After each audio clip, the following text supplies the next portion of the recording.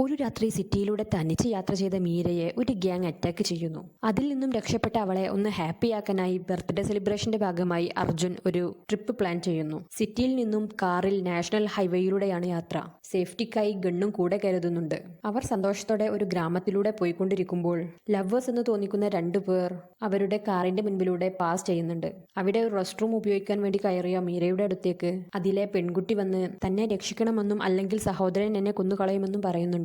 പ്രശ്നങ്ങൾ വേണ്ടെന്ന് കരുതി അവൾ ഒഴിഞ്ഞുമാറിയെങ്കിലും ആ പെൺകുട്ടിയെ വലിച്ചുകൊണ്ടു പോകുന്നത് കണ്ട അർജുൻ തടയാൻ ശ്രമിച്ചപ്പോൾ അവനെ അടിച്ചിട്ട് ആ ലവേഴ്സിനെയും കൊണ്ട് അവർ പോകുന്നു.